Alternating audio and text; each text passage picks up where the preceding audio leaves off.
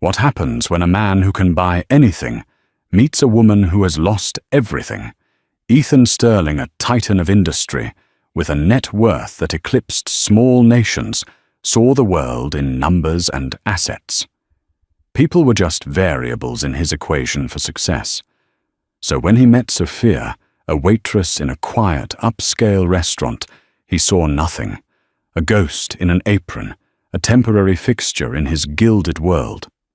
But one fleeting gesture, a glint of old silver on her hand, shattered his reality. It wasn't a diamond.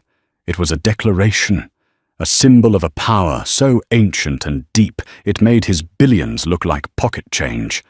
His world froze, his arrogance turned to ice, and a single question burned in his mind.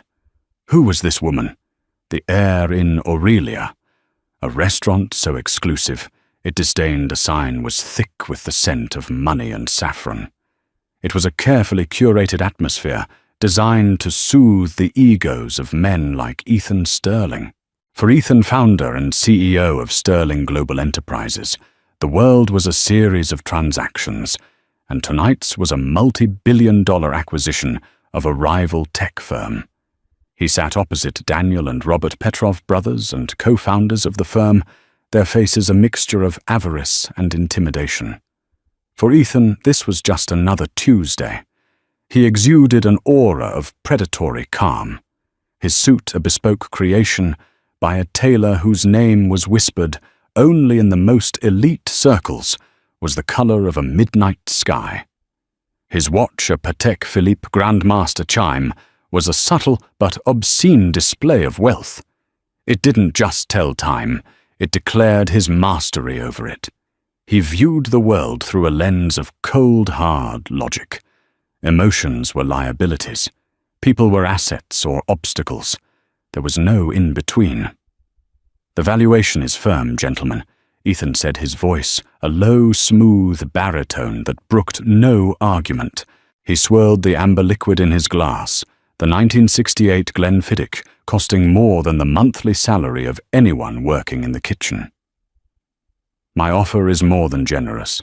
It is in fact the only offer you should be considering." Daniel Petrov, the elder brother, shifted in his seat. "With all due respect, Mr. Sterling, our proprietary AI algorithm is a game changer. We believe—" Ethan cut him off with a languid wave of his hand. "You believe it's worth more? I know it's not. I've had my team dissect your code from the outside in. It's impressive, but it has a fatal flaw in its security architecture. A flaw I can exploit or fix. Right now, I'm offering to fix it. If I walk away, your competitors will find it, and your company will be worthless within 6 months." The air crackled with tension. It was a masterclass in negotiation, brutal and efficient. This was Ethan's playground. He didn't just buy companies, he consumed them, absorbing their strengths and discarding their weaknesses. It was at that moment that she approached the table. She moved with a quiet efficiency that was nearly invisible, a skill perfected by those who learn to navigate the orbits of the powerful without disturbing their gravitational pull. Her uniform was simple: a crisp white shirt, black trousers and a black apron. Her dark hair was pulled back in a severe but elegant bun, and her face, though pretty, was impassive, a mask of professional neutrality. She was, in Ethan's estimation, utterly forgettable. "Excuse me, sir," she murmured, her voice soft but clear as she reached to refill his water glass. Ethan didn't even look at her. He flinched almost imperceptibly as her sleeve brushed his arm, a flicker of annoyance crossing his features. He hated unsolicited proximity. It was an intrusion, a breach of his meticulously controlled environment. "Watch yourself," he said the words, a cold snap in the warm room. The waitress paused, her hand holding the crystal pitcher hovering for a fraction of a second. She said nothing, simply completed the task and moved to the next glass with the same silent grace. But Ethan felt a subtle shift in the atmosphere, a prickle of something he couldn't name. He dismissed it as irritation. The Petrovs were wasting his time, and this clumsy interruption was just another annoyance in a long day. Throughout the meal, she was their designated server. Sophia. He'd overheard one of the other staff members call her by name. She performed her duties flawlessly. Plates were cleared, wine was poured, and needs were anticipated with an almost psychic intuition. Yet to Ethan she remained part of the scenery, as relevant as the damask wallpaper or the crystal chandelier. He looked through her, his gaze fixed on the prize, the signed contract that would cement his dominance in the AI sector. As the main course was cleared, Robert Petrov, emboldened by wine and desperation, tried a different tactic. "Mr. Sterling, perhaps we can discuss a more collaborative future. A merger rather than a buyout. We could stay on guide the integration." Ethan let out a soft, humorless chuckle. "Mr. Petrov, I don't collaborate with people I'm buying. I absorb. Sterling Global has a culture of excellence. I can't risk that being diluted." He leaned forward, his eyes like chips of granite. "I am offering you generational wealth for a company that is frankly on a countdown to oblivion. You should be thanking me, not haggling with me." His dismissal was absolute. The brothers deflated, their last vestiges of resistance crumbling. The prize was won. All that remained was the paperwork. As if on cue, Ethan's assistant, a perpetually nervous young man named David, approached the table with a leather portfolio. "The final documents, Mr. Sterling," David said, placing them carefully on the table. Ethan nodded, pulling a heavy silver fountain pen from his breast pocket. It was a custom Mont Blanc, a gift to himself after his first billion. He uncapped it with a satisfying click. This was the moment of coronation, the ritual signing that affirmed his power. He spread the papers, his eyes scanning the final clauses, a mere formality. The Petrovs watched, their faces grim, ready to sign away their creation. As Ethan reached for the signature line, Sophia moved in to clear the last of the bread plates. It was an ordinary movement, one she had probably made thousands of times. But this time, her hand passed directly under the soft glow of the table's centerpiece lamp. As she reached for the plate, the cuff of her white sleeve slid back an inch, revealing a slender wrist and the hand that moved with such practiced ease. And on her finger, something caught the light. It wasn't a diamond. It wasn't a gaudy piece of costume jewelry. It was old, heavy silver tarnished with age, a signet ring worn on the fourth finger of her right hand. It was intricately carved, depicting the snarling head of a wolf, its eyes seeming to gleam with an inner fire. The world stopped. The low hum of conversation in the restaurant faded into a dull roar in Ethan's ears. The faces of the Petrov brothers blurred. The pen in his hand felt impossibly heavy, a dead weight. His heart hammered against his ribs in a frantic, unfamiliar rhythm.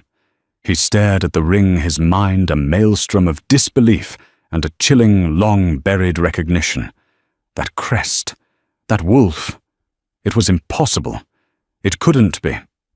That symbol belonged to a ghost, to a legend his father used to speak of in hushed, reverent tones. It was the mark of a fallen dynasty, a family of unimaginable power and influence from the old world, a family that was supposed to have been wiped from existence decades ago. He lifted his head, his gaze snapping from the ring to the waitress's face for the first time. He truly saw her. The impassive mask was still there, but her eyes, a deep, intelligent brown, held a flicker of something else. A quiet strength, a profound sorrow, an ancient pride. Ethan Sterling, the man who was never surprised, the man who controlled every variable, froze completely. The pen slipped from his numb fingers, clattering onto the expensive documents and leaving a stark black smear of ink across the signature line like a wound. Sophia Rossi had learned the art of invisibility as a child. It was a survival mechanism, a cloak woven from quiet observation and measured responses. In the opulent dining room of Aurelia, it was her most valuable skill. She saw everything and was seen by no one. She knew which patrons were celebrating a clandestine affair, which business deal was about to collapse, and which families were held together by the thinnest threads of civility. She was a silent confessor to the city's elite, and they never even knew she was listening. Tonight, Table 7 was a study in power dynamics. Ethan Sterling was a predator, and the Petrov brothers were his cornered prey. Sophia had seen his type before, men whose wealth had calcified their humanity. They saw service staff not as people, but as functions, the hand that pours, the voice that takes an order, the shadow that clears away the remnants of their consumption. Sterling was a more extreme example than most. His disdain wasn't just casual, it was foundational to his being. When his sleeve had brushed against hers and he'd recoiled with that cold reprimand, she hadn't been offended. She had simply catalogued it. It was another piece of data, another entry in her mental ledger on the man. She moved through her duties with a practiced, almost meditative calm. The clinking of cutlery, the murmur of conversations, the soft pop of a cork. It was the soundtrack of her current life, a life she had chosen for a very specific reason. Aurelia wasn't just a restaurant, it was a listening post. It was neutral territory, where the city's most powerful players came to dine and deal, and Sophia was there to listen. She was acutely aware of Sterling's gaze, or rather the lack of it. He looked past her, through her, his focus entirely on his conquest. She found it grimly amusing. He was so busy looking at the chessboard that he failed to notice the pieces themselves. He saw the Petrovs fear their weak negotiating position, but he didn't see the flicker of defiance in Daniel's eyes, or the subtle tremor in Robert's hand that spoke of a deep personal loss. He saw only the company, the asset, the numbers on a page. Her own story was written in a language of secrets and shadows. The name, Sophia Rossi, was a shield. The waitress uniform was camouflage. The life she led was a carefully constructed fiction, and its sole purpose was to protect the one truth she had left her identity. An identity bound to the heavy silver ring on her finger. It was her father's ring, and his father's before him, stretching back through centuries. The crest of the wolf, the sigil of the house of De Luca. It was a constant, weighty reminder of who she was, where she came from, and what she had lost. Most people who noticed it, if they noticed it at all, assumed it was a quirky fashion choice. No one had ever recognized it. No one was supposed to. The world that knew its meaning believed her family, and the crest itself had been turned to ash and memory. As she cleared the main course, she felt a change in the table's atmosphere. The fight had gone out of the Petrovs. Sterling had won. He was leaning back, the picture of a victorious king, surveying his newly acquired territory. His assistant was approaching with the documents. The end of the performance was near. She moved to her final task at the table, clearing the small side plates. She worked from Sterling's left, her movements fluid and economical. As her hand extended over the table, her sleeve, always a little too long, slid back. The ring was exposed for a moment under the focused beam of the overhead lamp. For a split second, the intricately carved wolf seemed to almost snarl in the light. She felt his eyes on her. It was a sensation so sudden and intense, it was like a physical blow. For the entire evening, she had been a ghost. Now she was the only thing in the room he could see. She didn't look at him, keeping her face a mask of professional neutrality, but she could feel the sheer force of his attention. It was unnerving. The air grew thick and heavy, charged with a sudden, inexplicable energy. She saw the pen drop from his hand. She heard the small, sharp clatter as it hit the papers, followed by the stunned silence of the Petrov brothers and the worried gasp of Sterling's assistant. She completed her task, lifting the plate from the table, her movement steady, despite the sudden frantic beating of her own heart. Why was he staring? What had he seen? She retreated from the table, her back straight, her steps measured. She didn't dare look back. In the sanctuary of the bustling kitchen, she placed the plates on the counter, her hands trembling slightly. She leaned against the cool stainless steel, taking a deep breath, trying to quell the alarm bells ringing in her mind. "Everything all right with table 7? Sophia asked Jacques, the grizzled head chef, not looking up from the delicate arrangement of a dessert. "Fine, chef," she said, her voice steadier than she felt. Mr. Sterling just dropped his pen. But it was more than that. She knew it. The look in his eyes, she had caught a glimpse as she turned away. It wasn't anger or annoyance. It was shock. A profound, soul-deep shock that had stripped away the layers of arrogance and left something raw and exposed. It was the look of a man who had just seen a ghost. A cold dread trickled down her spine.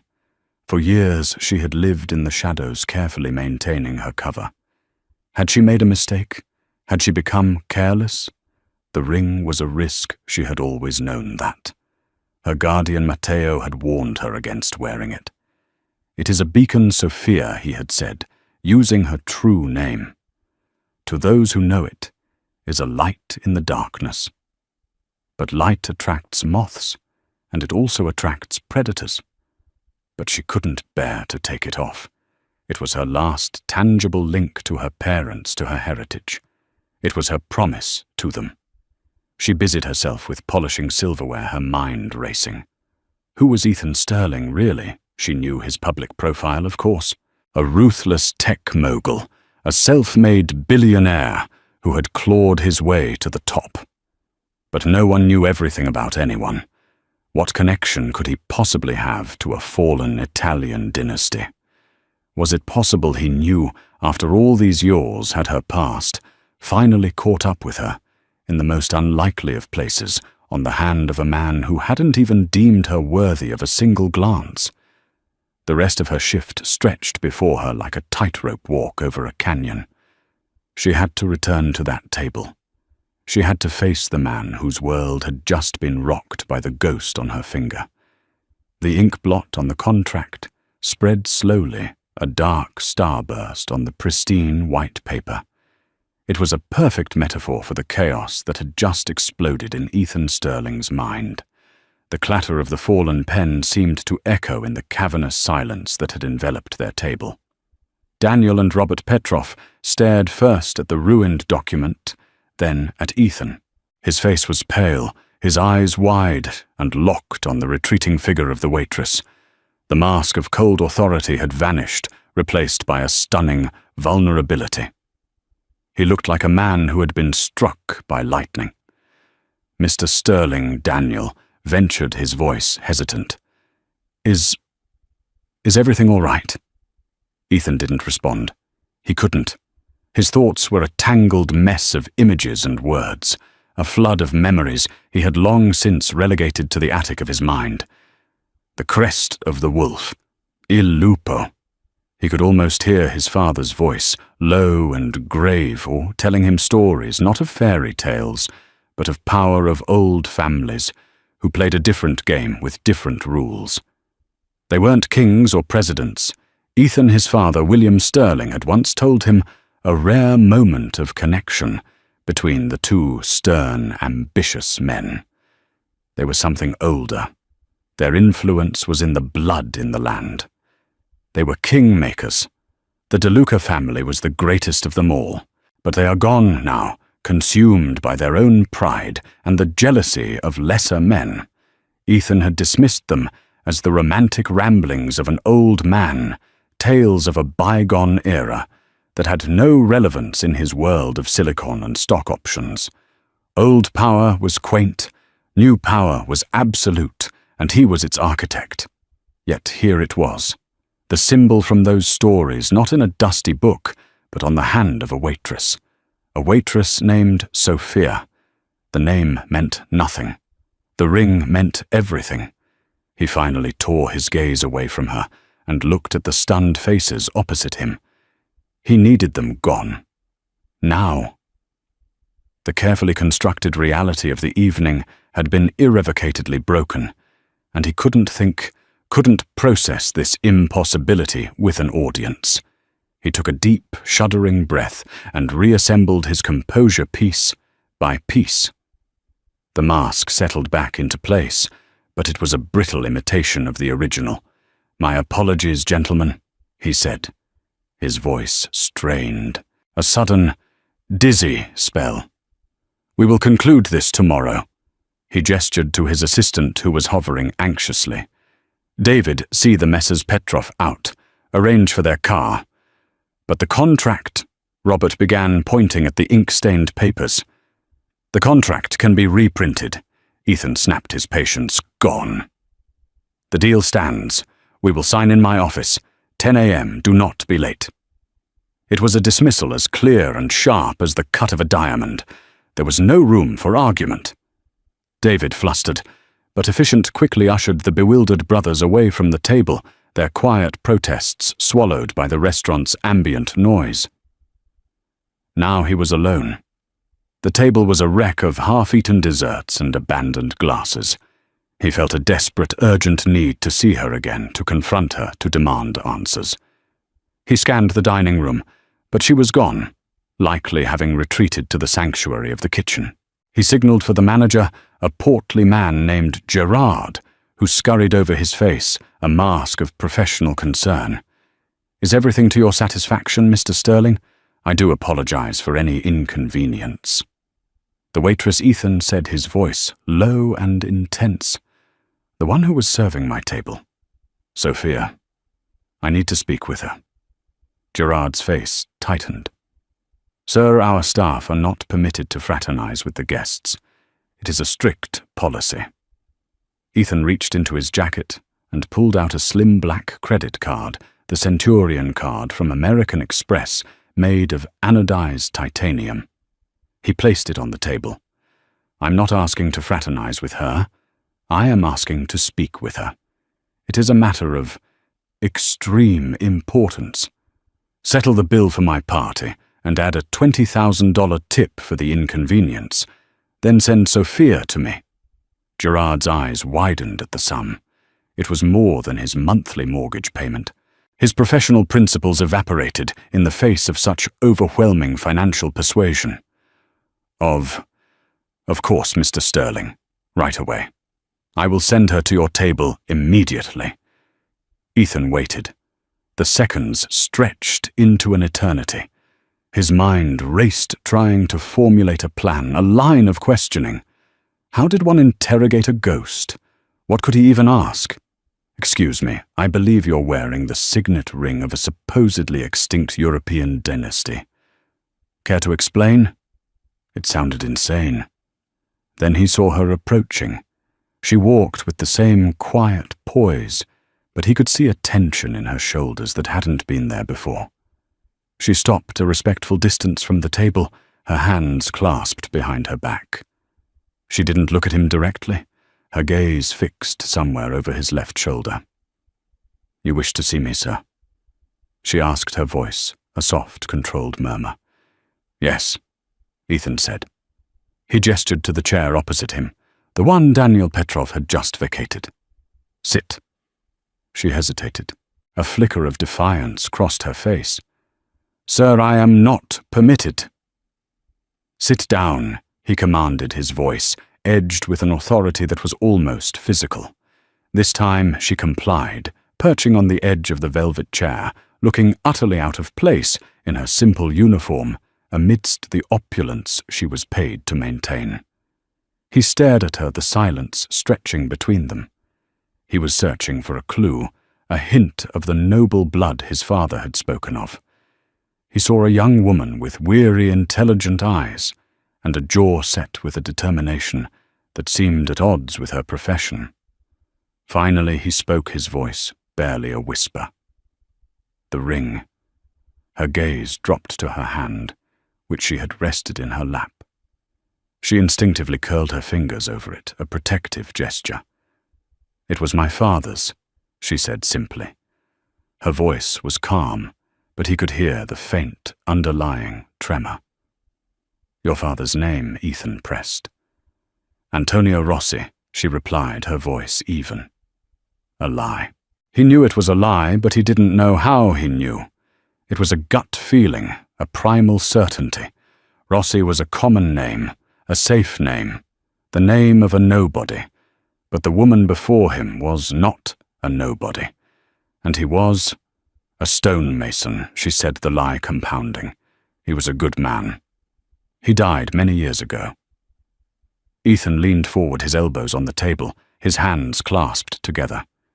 He pitched his voice low, so only she could hear. "I'm going to ask you again, and I want you to think very carefully before you answer.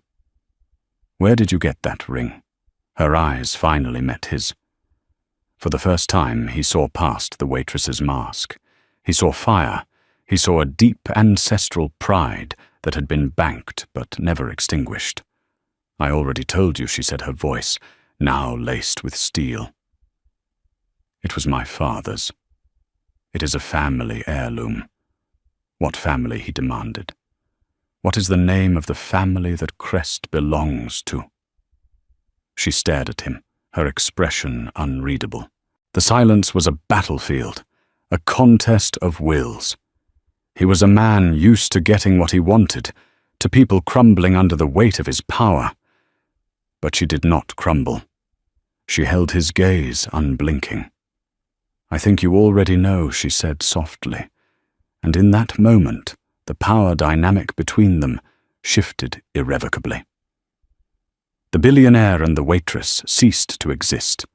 In their place were two people bound by a shared, impossible secret, standing on the precipice of a history that was supposed to have been buried forever.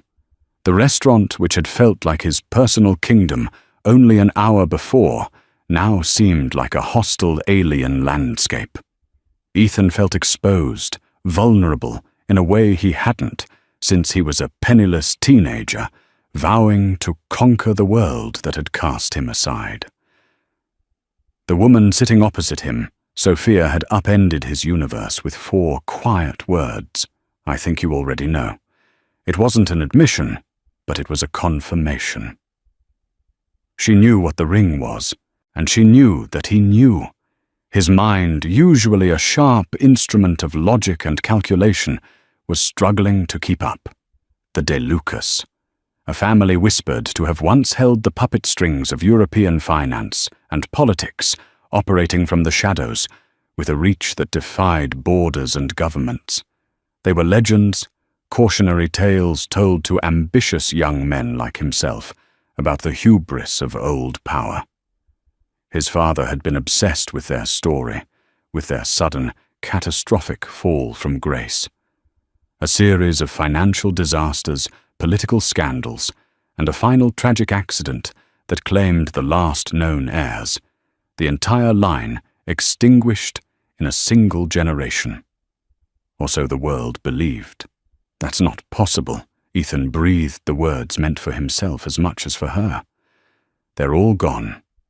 Sophia's expression remained guarded, but a flicker of pain crossed her features, so fleeting he might have imagined it. "Beliefs can be mistaken, Mr. Sterling." He needed to get her out of here, away from the prying eyes of the staff and the few remaining patrons. He stood up abruptly. "We can't talk here. My car is outside. It wasn't a request." She stood as well, a silent, dignified protest in her posture. "I'm still on my shift. I can't leave." "Yes, you can," Ethan said, his voice regaining some of its familiar command. He strode over to the manager, Gerard, who was hovering nervously by the Metrodise stand. "Sophia's shift is over for the night, for the week, For as long as I require. She is now on my payroll as a private consultant at a salary of $500,000 a year, effective immediately. Arrange the paperwork. My office will be in touch." Gerard stared, dumbfounded, his mouth slightly agape. Ethan didn't wait for a response. He turned back to Sophia, whose eyes had widened in shock at his declaration. "Let's go," he said, his tone leaving no room for refusal. The ride in his custom Maybach was silent and suffocating.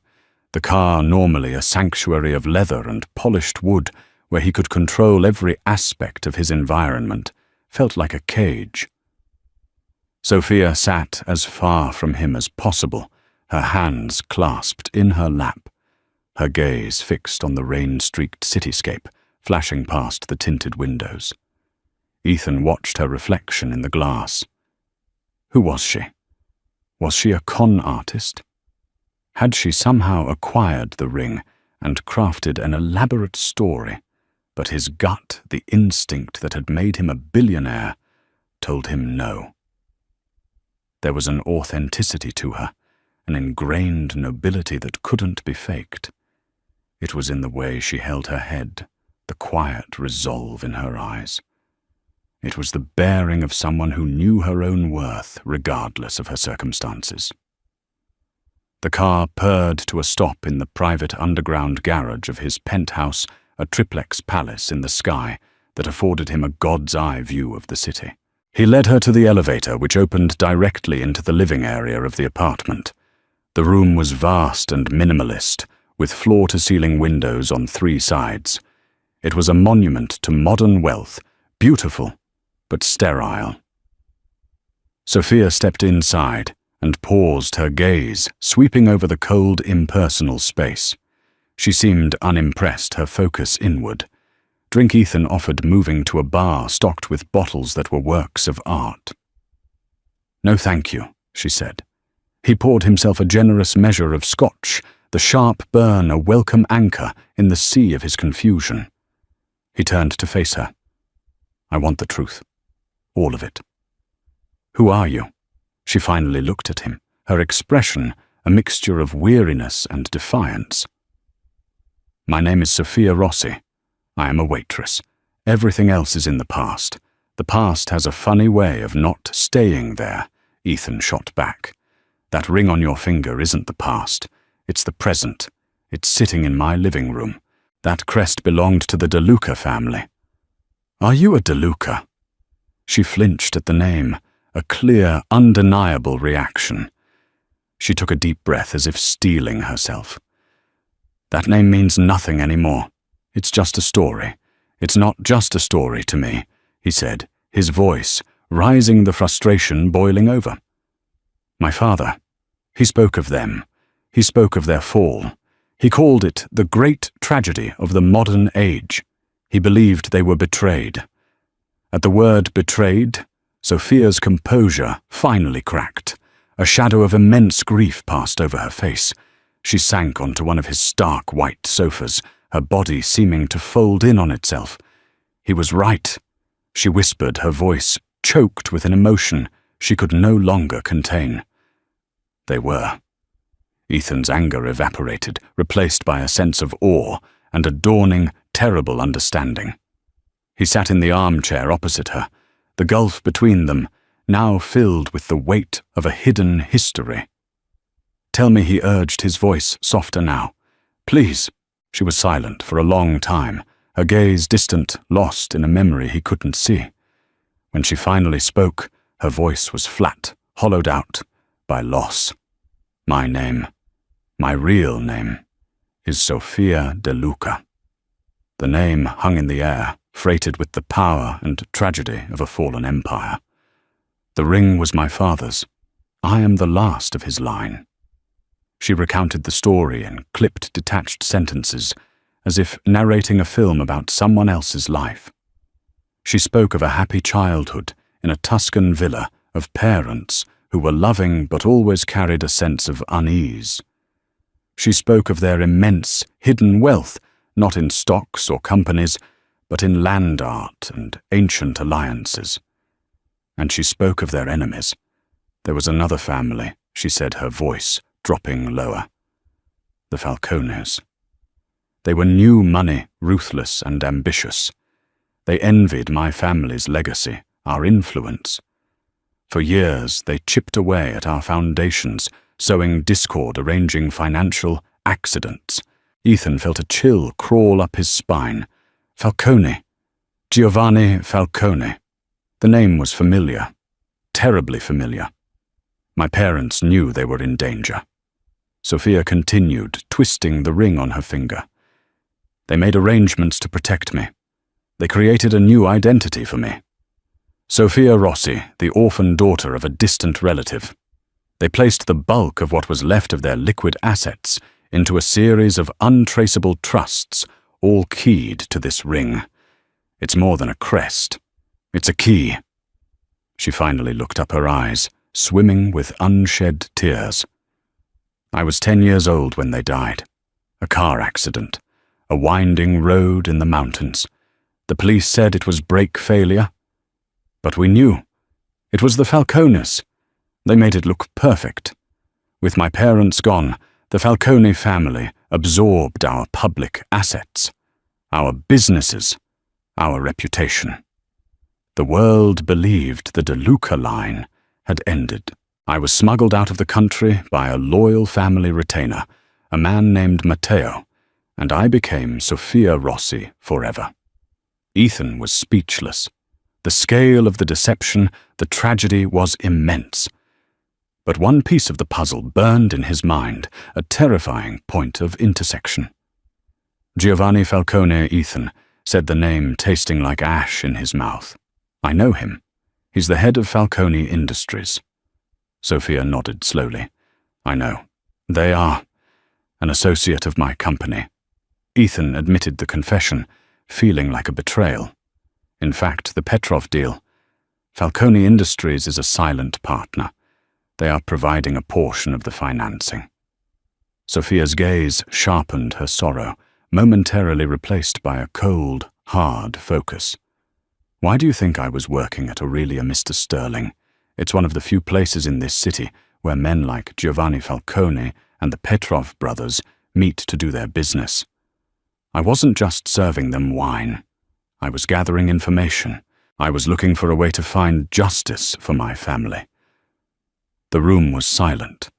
The city lights glittered outside, oblivious. Ethan Sterling stared at the woman before him. She wasn't a waitress.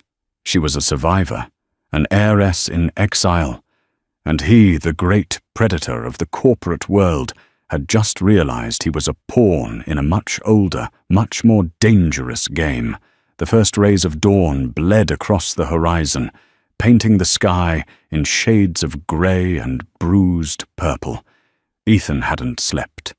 He stood by the panoramic window of his penthouse, a cup of untouched coffee growing cold in his hand, watching the city awaken below. It looked the same as it did every other morning, a sprawling metropolis of steel and glass. But for Ethan, the entire landscape had been altered. The foundations of his world had been fractured. Sophia was asleep in one of the guest suites. After her confession, an exhausted silence had fallen between them. He'd shown her to the room, and she had closed the door without another word, leaving him alone with the ghosts she had summoned.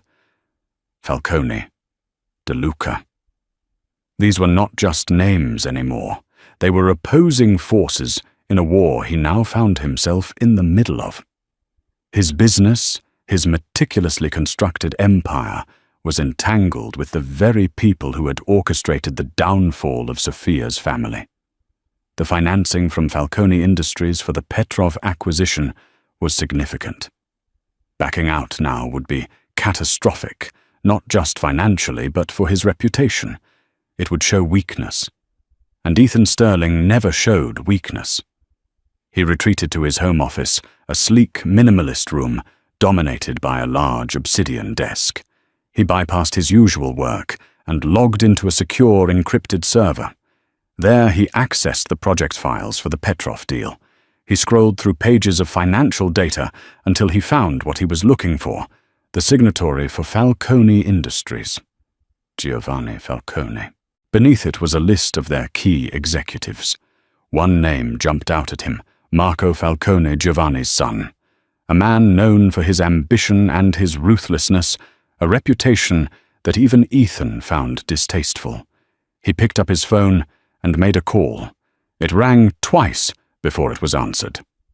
Vance, a calm, steady voice, said. Benjamin Vance was more than Ethan's head of security. He was the closest thing Ethan had to a friend. A former intelligence agent, Ben was pragmatic, discreet, and possessed a moral compass that Ethan sometimes found inconvenient, but always trusted. Ben, I need you to do something for me. Off the books, top priority and absolute discretion, Ethan said, his voice low. You sound terrible, Ethan. What's going on? I need you to dig into a woman. Her name is Sophia Rossi. He spelled it out. She works or worked as a waitress at Aurelia. I want to know everything. Birth certificate, school records, family, where she's lived, every job she's ever had. I want a complete picture. A waitress, Ben sounded skeptical. This isn't like you, Ethan. Is this personal? Everything is personal now, Ethan replied cryptically. Just get it done. And Ben, be careful. I have a feeling this file is going to be complicated. He hung up and stared at the screen at the name Falcone. His mind went back to his father, William Sterling. A cold, demanding man, William had built the foundations of the Sterling fortune in shipping and commodities. Their relationship had been one of mutual respect, but little affection. It was a contest of wills, a continuous struggle for dominance. William had retired years ago, living a reclusive life on a sprawling estate in the countryside, but his influence still lingered. It was William who had first spoken of the DeLucas. Ethan now realized it hadn't been idle storytelling. It had been a warning. He remembered a specific conversation years ago, when he'd first mentioned a potential partnership with Falcone Industries on a smaller venture. Stay away from them, son, William had warned, his voice like gravel. Their foundations are built on bones and betrayal. Men like Giovanni Falcone don't build things, they take them. There's a stain on their money you'll never wash off. Ethan had dismissed it as the paranoia of an old man out of touch with the new rules of business. He saw Falcone Industries as an aggressive but effective partner. Now his father's words echoed in his ears with prophetic clarity. Had his father known the full story? Had he known the Falcones were responsible for the DeLuca tragedy? The thought spurred him into action. He needed to see him. It was a conversation they should have had years ago. He told his driver to prepare the helicopter. The flight to his father's estate was a blur of green countryside. The Sterling estate was an old-world fortress, a stone manor set on hundreds of acres of rolling hills. It was a world away from Ethan's glass tower in the city. He found his father in the library, a magnificent two-story room filled with thousands of leather-bound books. William Sterling was in his late 70s, but he still possessed an intimidating presence. He sat in a large wing-back chair, a book in his lap, a glass of whiskey at his side. He looked up as Ethan entered, his pale blue eyes sharp and appraising. Ethan. An unexpected visit. Your empire hasn't crumbled in your absence. I hope, William said, his tone dry. It's about to get a lot more complicated, Ethan said, skipping the pleasantries. He stood before his father's chair. I need to ask you about the DeLuca family. William's expression didn't change, but Ethan saw a flicker of something in his eyes, a deep, ancient sorrow. What about them? Their dust and memory? I met someone last night, Ethan said, his voice steady. A woman. She was wearing a ring, a signet ring with the crest of a wolf. The book slipped from William's fingers, falling to the floor with a soft thud. He stared at Ethan, his face ashen. Impossible. Her name is Sofia De Luca." William leaned back in his chair, his breath coming in ragged gasps. He looked older than Ethan had ever seen him. Sofia. She lived. They got her out. He closed his eyes, a tear tracing a path through the weathered landscape of his cheek. Thank God. I always prayed. The display of emotion was so uncharacteristic, it stunned Ethan into silence. You knew Ethan finally asked. You knew she might be alive. I knew her father, Lorenzo William, said, his voice thick with memory. We weren't just business associates. We were friends. He was a good man, a better man than I am. He saw the storm coming. He saw the snake in his garden, Giovanni Falcone. Lorenzo told me of his plans to protect his daughter, to create a new life for her, should the worst happen. He made me promise. He made me promise that if I ever heard a whisper of the wolf, I would do everything in my power to protect it. William's gaze hardened as he looked at his son. When he and his wife were murdered, I made inquiries. I used every resource I had. But the trail was cold. Sofia had vanished. Matteo, their most loyal man, was gone too. I feared they had been found, that Falcone had finished the job. A heavy silence settled in the room. Ethan was processing the revelation. His father, the man he'd always seen as a cold-hearted pragmatist, had carried this secret, this burden over decades. "Why didn't you ever tell me the truth about the Falcones?" Ethan demanded, a lifetime of resentment welling up. "You let me get into business with them. You let me walk into the snake's nest, I warned you." William roared, slamming his fist on the arm of the chair.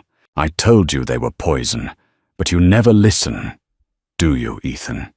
You were always so arrogant, so sure you were smarter than the old man. You thought my principles were weaknesses. I couldn't tell you the whole truth, because it would have put a target on your back. To know about Sofia was to be in danger. But I warned you away from the Falcones in the only way I knew how. You chose not to listen." The truth of his father's words hit Ethan with the force of a physical blow. His own arrogance, his dismissal of his father's wisdom, had led him here. His phone buzzed. It was a text from Ben Vance. "Call me. Urgent. You won't believe this." Ethan stepped out of the library and called him back. "What did you find?" "It's what I didn't find, Ethan." Ben said, his voice strained. "Sofia Rossi doesn't exist. Not really. There's a birth certificate school records a social security number, but it's all thin, too perfect. The documents are flawless, but there are no digital footprints before she was 10. No family photos in public records, no mentions of parents, no distant relatives. It's like she was dropped onto the earth in the 4th grade. It's a ghost profile, Ethan. A deep cover legend. Whoever she is, Sofia Rossi, is a fiction. A very, very good one." Ethan looked through the doorway at his father, who was staring into the fireplace as if seeing the ghosts of his past in the flames. "I know who she is, Ben," Ethan said, quietly. "And we have a very big problem." From the window of Ethan's penthouse, Sofia saw the city that had been her sanctuary and her prison. For years she had lived as a phantom, her true identity as Sofia De Luca buried deep. Her only link to her past was the heavy silver ring on her finger, and the memories of a sun-drenched Tuscan villa. After her parents' murder, their loyal retainer Matteo had smuggled her to safety, raising her in the shadows. "Your inheritance is not money," Sofia he had taught her.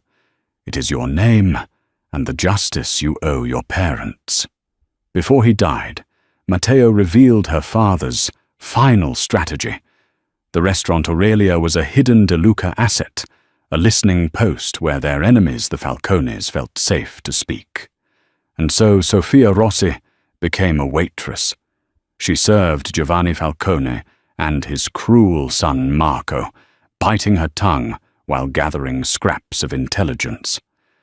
The Petrov deal financed by Falcone was the most significant lead she'd uncovered, but she never imagined it would lead her directly to Ethan Sterling.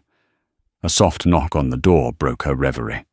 It was Ethan, his usual arrogance, replaced by a troubled intensity. "I spoke to my father," he said quietly. "He knew yours." They were friends. He led her to his office and showed her a black and white photograph on his monitor. It was a young, laughing Lorenzo De Luca, standing beside a young William Sterling. Seeing this ghost of her father, happy and free, brought a wave of emotion so powerful it nearly buckled her knees. "My father promised yours he would protect you." Ethan confessed, his voice heavy with regret. "He warned me about Giovanni Falcone, called him poison. But I was arrogant and didn't listen. I walked right into a partnership with the man who destroyed your family." He then explained the truth of the Petrov deal.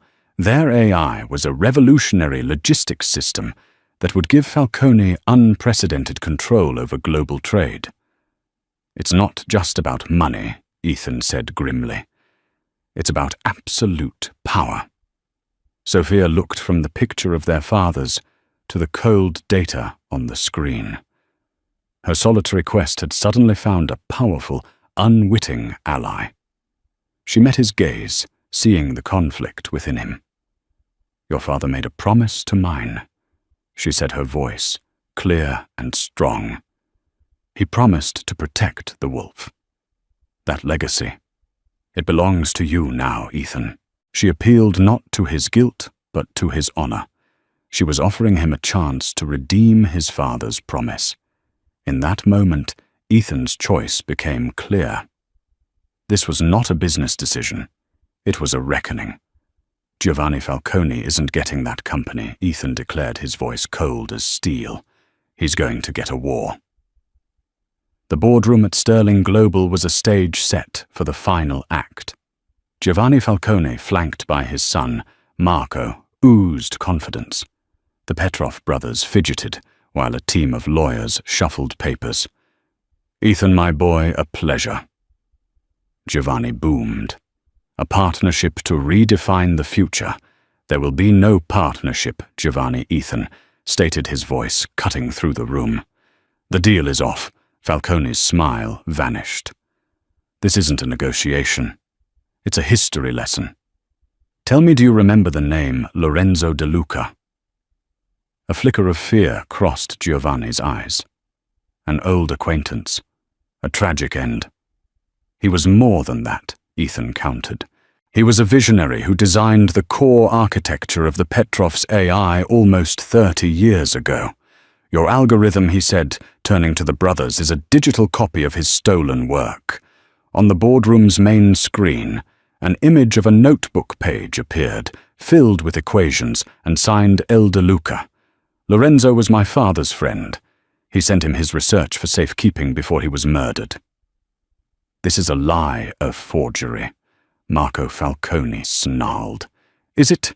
Ethan asked calmly, as the image changed to a mugshot. "This is Antonio Bellini, a mechanic. He was recently arrested and confessed to a contract job 30 years ago. He was paid by an associate of your family, Giovanni, to tamper with the brakes on Lorenzo De Luca's car. The trap was sprung. The room descended into chaos." "The deal is terminated," Ethan announced. "My company has acquired the rights to this technology from Lorenzo's sole surviving heir. As for you, Giovanni, homicide detectives are waiting in the lobby." As security intercepted, a lunging Marco Giovanni was escorted out, his face a mask of defeated rage.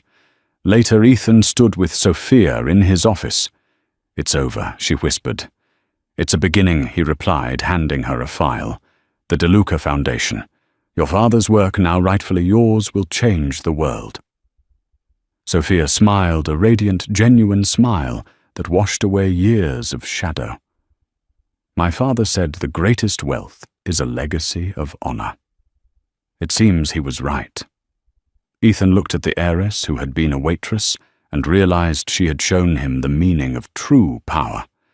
And so a story that began with arrogance and disdain ended with justice and a shared legacy. Ethan Sterling, the man who thought he owned the world, learned that true worth isn't measured in dollars, but in honor and integrity. And Sophia DeLuca, the woman who had nothing but a name and a ring, reclaimed her past and forged a new future. Their story reminds us that there are hidden kingdoms all around us in the hearts of the people we overlook every day. It teaches us that you can never truly know the battles someone is fighting, the history they carry, or the power they hold within. What did you think of Sophia and Ethan's incredible journey? Do you believe in destiny and hidden legacies? Let us know your thoughts in the comments below. If this story touched your heart, please give this video a thumbs up.